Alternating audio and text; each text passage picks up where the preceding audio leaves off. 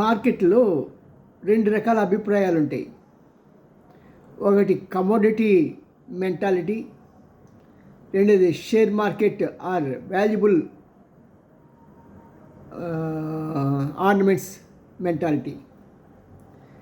సాధారణంగా మనం ఏదైనా వస్తువు, సపోజ్ కందిపప్పు ఉందనుకోండి, 140 రూపాయలది 100 రూపాయలకి మనకి ఎవరైనా షాప్ కూడా తగ్గించి ఇచ్చానుకోండి, 1 కేజీ కొనాల్సిన స్థానంలో 2 కేజీలు కొంటాం, అంతే కదా. అలాగే మనకి బంగారం కూడా పడిపోతుంటే పెద్దగా కొనాలనిపించదు. అదేంటో ఆ చిత్రమైన మనస్తత్వం. షేర్ మార్కెట్లో కూడా అంతే, పడిపోతుంటే కొనాలనిపించదు. మార్కెట్ బాగా డల్గా ఉన్న స్టేజ్లో, బేర్ ఫేజ్లో ఉన్నప్పుడు ఎవరినైనా మంచి 4 లక్షలు 10 లక్షలు పెట్టుకోబోయే పెట్టుబడి అంటే మన ఎగాదిగా చూస్తుంది. నీకైనా ఉందా ఇంట్రెస్ట్ మెంటలు అని, నీకు నా మీద కోపం ఉందా అన్న అంటాడు. ఏం చేస్తాం. అలాగే బంగారం మరి సుమారు 30,000 రూపాయలు తగ్గింది. 175,000 నుంచి 1,75,000 నుంచి 1,40,000కి వచ్చింది. మరి ఈ రేట్లో కొనొచ్చా అంటే నా మటు నేనైతే ఖచ్చితంగా చెప్తే కొనొచ్చు. చాలామంది చెప్తున్నారు పడిపోతుంది. వాళ్ళు చెప్పేది అంటే రష్యా వరుసగా 3 దఫాలుగా జాన్వరిలో 5 టన్నుల బంగారం అమ్మింది, ఫిబ్రవరిలో 10 టన్నులు అమ్మింది, తర్వాత మొన్న ఈ మధ్య మార్చిలో 2 టన్నులు అమ్మింది, ఫిలిప్పీన్స్ అమ్మింది. ఇలాగా చూసారా. మనకి మా చిన్నప్పుడు మా నాన్నగారు ఎవరైనా నువ్వు ఎందుకు తప్పాడు, నేనే కాదు తాడి, సుబ్బారావు తప్పాడు, అప్పారావు తప్పాడు, రాజారావు తప్పాడు అని చెప్తూ ఉండేవాడిని. అలాగే ఇక్కడ కూడా అలా చెప్తూ ఉంటారు. దాన్ని పట్టించుకోకండి. బంగారం ఎప్పుడు బంగారమే. మా ఆవిడ బంగారం అంటాం కదా, మా పిల్లలు బంగారం. మరి బంగారమే. ఒక మంచి తేలికపాటి ఇన్వెస్ట్మెంట్ ఐడియా.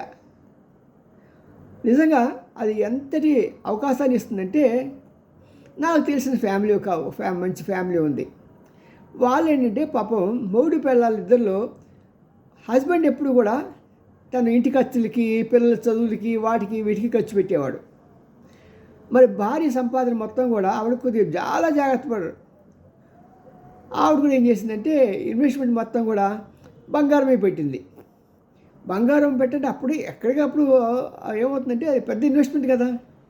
దాన్ని సులువుతరం చేయడానికి ఎస్ఐపి లాగా బంగారాన్ని కూడా చాలా సంవత్సరాల క్రితమే ఎస్ఐపి రాకమునిపే ఈ సిఎంఆర్, ఆ షాపు, ఈ షాపు, అలాగే రకరకాల షాపుల వాళ్ళు నెలకి 500 కడితే చాలు, 1000 రూపాయలు కడితే చాలు, తర్వాత మీ ఇష్టం అని చెప్పి దానికి మళ్ళీ ఆఫర్లు ఇలాగా చాలా ఇచ్చినప్పుడు వాళ్ళు ఏం చేశారంటే చక్కగా చిన్న మొత్తాల్లో అలా పోగు చేసుకొని సుమారు 1 కేజీ 2 కేజీలు గోల్డ్ పెంచుకున్నారండి.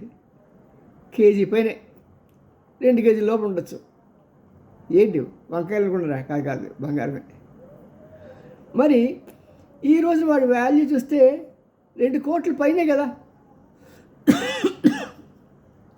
అలాగా చక్కగా ఇన్వెస్ట్మెంట్ చేసుకోవాలి. బంగారం పడిపోతుంటే చాలామంది సార్ ఇంకా పడుతుందంట కదా, పడినప్పుడు చెప్పండి అంటారు.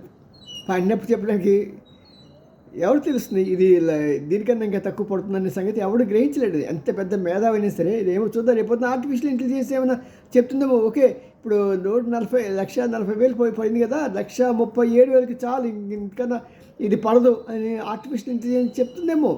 నాకు తెలియదు, నాకు అంత చదువుకోలేదు కాబట్టి నాకు అంత తెలియదులేండి.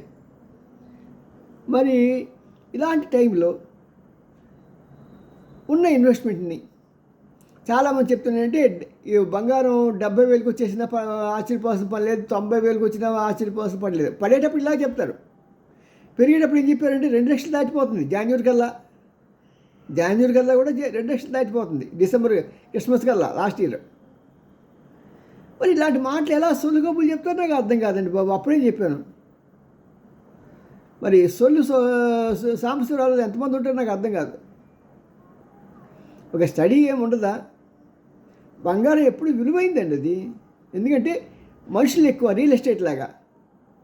రియల్ ఎస్టేట్ ఎప్పుడు పెట్టుబడి పెట్టినా సరే అది 10 సంవత్సరాలు అయ్యేప్పటికీ మినిమం 2 టైమ్స్ పెరుగుతుంది. 20 సంవత్సరాలు వచ్చేటప్పటికి 6 టైమ్స్ పెరుగుతుంది. అది రూల్ అంతే. మీరు ఏం మూల కొనండి ఎక్కడైనా సరే మినిమం అది. అలా బంగారం అంతే. మరి బంగారం అలా పెరుగుతున్న సమయంలో ఇంకా ఎందుకు ఆలోచిస్తారు? చక్కగా పెళ్లి సీజన్ వస్తుంది, అది కొనుక్కోండి. ఒకవేళ పడింది అనుకోండి ఇంకా కొనండి, పోయిందేముంది? మీరేమి తినేయట్లే కదా, వేస్ట్ అయిపోతుంది. తినేసే బాధ. బంగారం దేవుళ్ళు మనం తినలేకపోతాం, మనం దాచుకుంటాం, లేకుంటే మెడలో వేసుకుంటాం. కానీ మహా అంటే ఎక్కువ వేసుకెళ్తే దొంగవాళ్ళు ఎత్తుకుపోతాడు. అయితే పొద్దున్నే మన కింద ఇది ముగ్గులు వేస్తుంటే స్కూటర్ మీద ఎవడో వచ్చి లాక్కెళ్తాడు. అంతకన్నా మ్యాక్సిమం ఇంకేం చేయడు కదా. కాబట్టి చక్కని ఇన్వెస్ట్మెంటు. దీనిలో ఆడవాళ్ళు చాలా జాగ్రత్తగా ఉండి ఈ గీములు ఉంటాయి కదా, దాంట్లో కూడా మీరు బంగారం నగలు కొనకండి. దానికి తగ్గట్టు గ్రాములు ఉంటాయి కదా, 1 గ్రాము 2 గ్రామ్స్ అలా ఉంటాయి కదా, అవి తీసుకోండి. ఈ మధ్య కాలంలో ఫోన్పే వాటిలో కూడా వస్తున్నది. వాళ్ళ ఎంఎంటీసీ వాళ్ళ ఆధ్వర్యంలో వాళ్ళు ఇస్తున్నారు. అది మీరు అమ్ముకోవాలంటే వెంటనే అమ్మేసేయచ్చు. ఒక 24 అవర్స్లో మీ అకౌంట్లోకి అమౌంట్ వచ్చేస్తుంది. నేను కూడా లాస్ట్ టైం చాలా తక్కువ అమౌంట్ చేశాను, కానీ నాకు 3 రెట్లు ప్రాఫిట్ వచ్చింది. నేను 100 రూపాయలు ఖర్చు పెడితే నాకు 300 రూపాయలు ప్రాఫిట్ వచ్చింది. జాగ్రత్తగా చేసుకుంటే అలాగ వస్తుంది. అది పెద్ద సమస్య కాదు బంగారం. అందుకనే బంగారం బాబు ఇన్వెస్ట్మెంటు అంటే కదా, చేసుకోండి. అంటే పెద్దగా బుర్ర ఉపయోగించకుండా ఎస్ఐపి ద్వారా రోజు మన అకౌంట్లోకి ఫోన్పే నుంచి దేని నుంచి అటాచ్ చేసేసి రోజుకి 100 రూపాయలు, రోజుకి 500 రూపాయలు పెట్టేసామనుకోండి, అలా పెరుగుతూ వెళ్తూ ఉంటుంది. వాడికి లిమిట్ ఉంటుంది. ఆ లిమిట్ వచ్చేప్పుడు చెప్తారు, అమ్మ అలా ఇదిగా ఉందంటే అప్పుడు ఆ బంగారం పంపేయమంటే అటు చక్కగా పంపుతున్నాడు కూడా.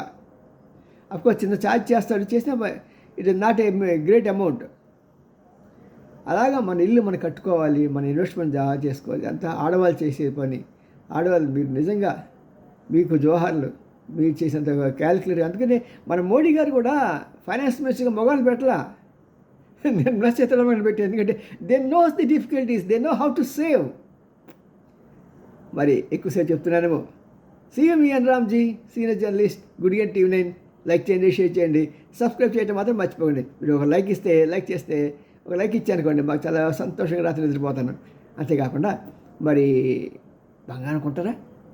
నాకు బంగారం షాపులు ఏం లేవు.